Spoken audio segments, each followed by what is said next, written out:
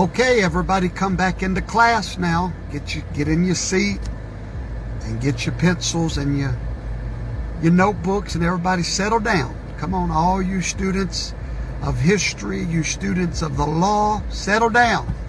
I'm ready to teach you a few things.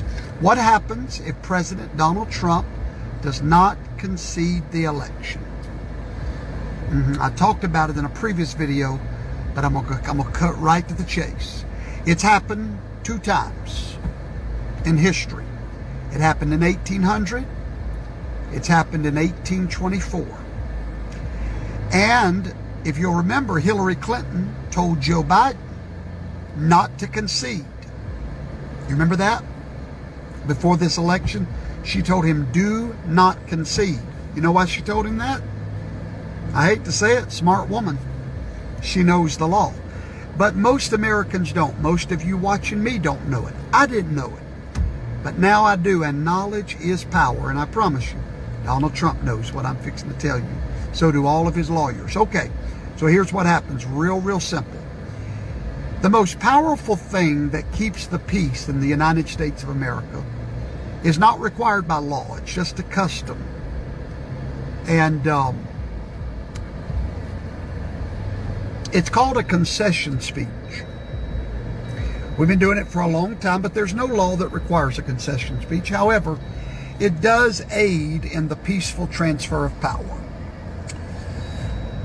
So normally when a presidential candidate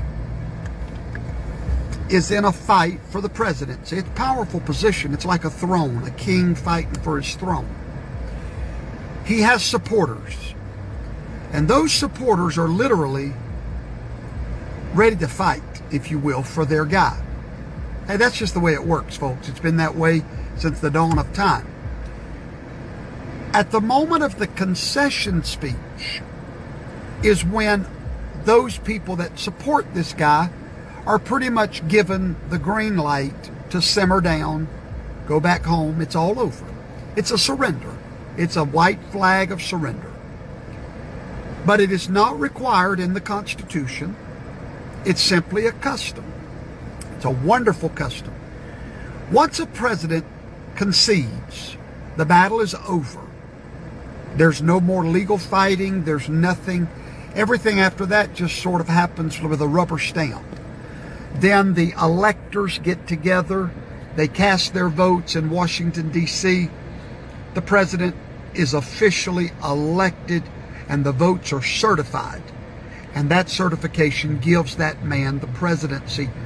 But more importantly, his concession speech from the opponent is what gives him legitimacy and a transfer without drama. But 2 times in our history, presidents did not concede the election. Why? Well, not because they were trying to be rambunctious, but just like Al Gore, they knew that something was off, and they were not ready to give up a fight with a margin less than 1% in all the battleground states. According to the law, Georgia is going to be recounted. We do not have any official result anywhere in the nation. Pennsylvania is going to be recounted.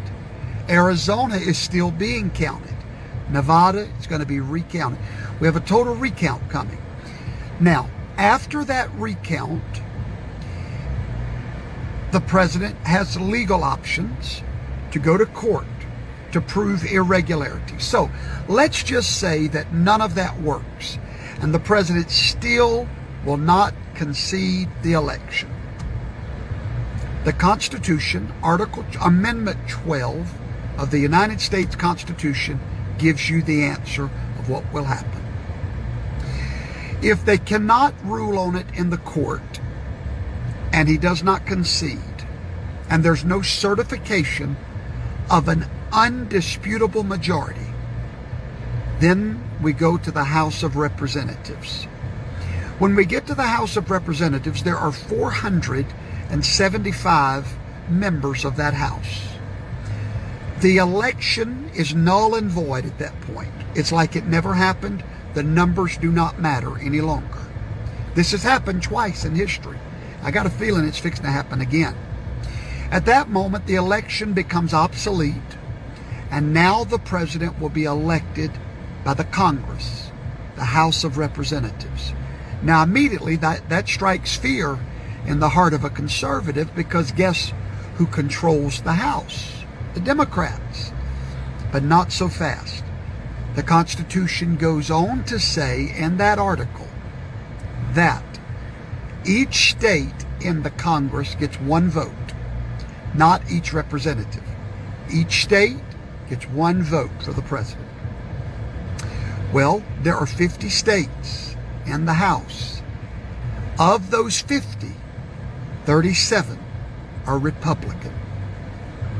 At that moment, a Republican Congress will officially, constitutionally vote in the next president.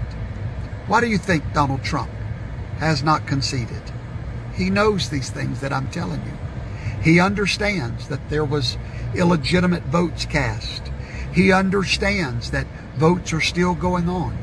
Now, he may get tired of the fight. I don't know. I don't think he is, though. But he does have a constitutional remedy to his dilemma. This is going to be interesting to watch. But remember, Hillary Clinton told Joe Biden, do not concede no matter what. Now, why did she tell him that? Because she knows what I'm telling you. And so, Joe Biden has won a few battleground states with less than 1%. Those are automatic recounts. We will not have a winner till we have a certification. If we can't get a certification that's not contested in the courts, it will go to the House of Representatives just before Inauguration Day. Now, you might know why the Panther is getting real quiet in the background, waiting for the attack. I'm not saying that's how it's going to go, but the Constitution foresaw this. The Constitution made a way for an illegitimate election to be overturned in the House of Representatives. So class is dismissed, and now you know the truth.